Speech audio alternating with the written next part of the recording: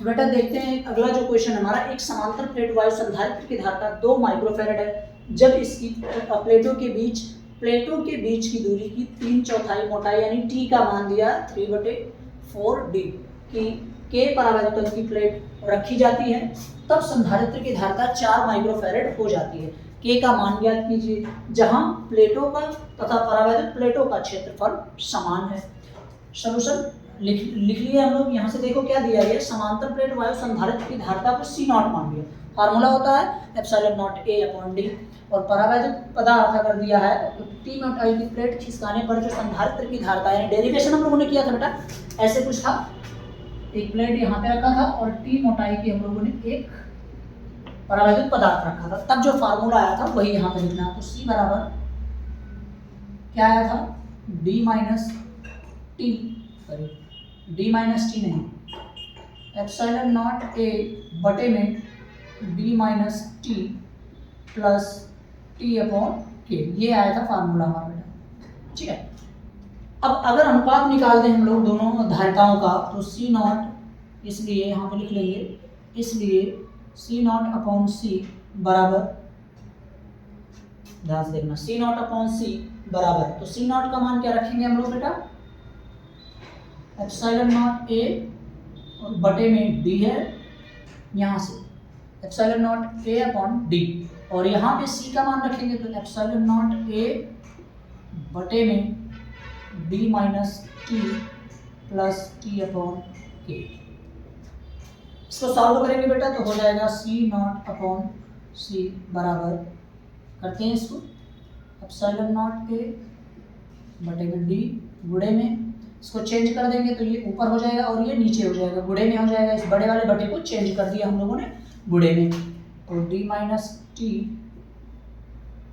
Plus T upon के, और नीचे केवल बचेगा यहाँ पे एप्सिलॉन नॉट A, यहाँ से एप्सिलॉन नॉट A से एप्सिलॉन नॉट A कट जाएगा, तो C नॉट अपॉन C का मान क्या आ जाएगा बेटा, यहाँ से D माइनस टी, एक ब्रैकेट में हो जाएगा, प्लस टी अपॉन के, और पूरे के बचे तो यहाँ पे केवल बचा हुआ डी, ये डी रख दिया हम लोगों ने। आगे देखेंगे इसमें हम लोग मान रखेंगे, क्योंकि जो C नॉट का मान था, बोले तो जब समांतर प्लेट वायु संधारित्र की धारिता, तो उसका मान दिया गया 2 माइक्रोफैरड, तो 2 रखेंगे और बटे में C का मान, पुनः जब धारिता हो जाती है, जब प्लेट रख देते हैं हम लोग T मोटाई की, तो हो जाती है 4 माइक्रोफैरड, वो रख दिया, बराबर D माइनस टी रखेंगे, D तो रहेगा माइनस T का मान बेटा बताया हमने कि 3/4 मोटाई, यानी जो प्लेटों के बीच की दूरी यानी जो D है उसकी 3/4 हो जा रही है, 3/4 मतलब 3/4 D हो जाएगा, ठीक है, ये हो गया, प्लस T अपॉन के है, T का मान पुनः फिर हम यही रखेंगे 3/4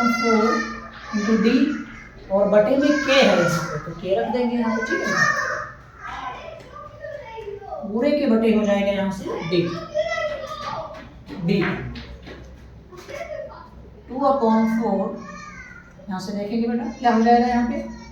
ये दिया है D माइनस 3D अपॉन 4, इसको सॉल्व करेंगे तो 4 का मल्टीप्लाई हो जाएगा, तो 4D माइनस 3D, और बटे में यहाँ पे 4, फिर प्लस 3D अपॉन 4K, पूरे के बटे बेटा क्या है यहाँ पे, स्मॉल d है, यानी प्लेटों के बीच की दूरी है, ठीक, 2/4। आगे सॉल्व करते हैं इसको, 4 में से 3 घटेगा तो बचेगा केवल D upon 4 plus 3D upon 4K, यहाँ पे पूरे के बटे जो यहाँ पे बचेगा ये 2/4 है, स्मॉल d।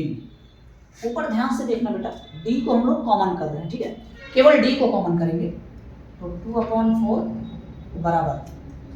d को अगर कॉमन कर लिया तो बचा यहाँ से क्या 1/4 प्लस 3/4K, ठीक है, ये बचा, और नीचे क्या बचा, ये d, ध्यान से देखना, ये d से d हमने काट दिया, कट गया। अब आगे क्या बचा है यहाँ पे, बस सॉल्व होने वाला है, थोड़ा सा लंबा क्वेश्चन, बड़ा क्वेश्चन है, 2/4 यहाँ से बचा, और इधर क्या बचा 1/4 प्लस 3/4 के, 1/4 प्लस 3/4 के। क्यों ना हम इसको पक्षांतर कर दें, 1/4 इधर प्लस में, बराबर के इधर साइड लेके आएंगे तो प्लस में और माइनस में हो जाएगा, 2/4 लेके आते हैं, 1/4 माइनस में हो गया, बराबर 3/4 के। अगर इसको सॉल्व करेंगे बेटा, दो में से एक घटेगा, क्योंकि जो हर वाला हिस्सा है वो बराबर है, तो अंश को घटा देंगे। चाहे एलसीएम लेके सॉल्व करो, 4 एलसीएम हो जाएगा, तो दो में से एक जाएगा तो केवल बचेगा 1/4 बराबर 3/4 के। क्रॉस मल्टीप्लाई अगर कराएंगे यहाँ पे तो 4 के बराबर ऐसे, तो यह गुणा इसका यहाँ पे होगा, इसका यहाँ पे होगा, 4 के का 1 में कराएंगे तो 4 के यानी 4 के बराबर 4 का गुणा 3 में तो 12 के बराबर बेटा 12/4, काटेंगे इसको तो 3 आ जाएगा, के का मान हमारा आ गया 3, परावैधुतांक का मान आ गया हमारा 3। ठीक है बेटा।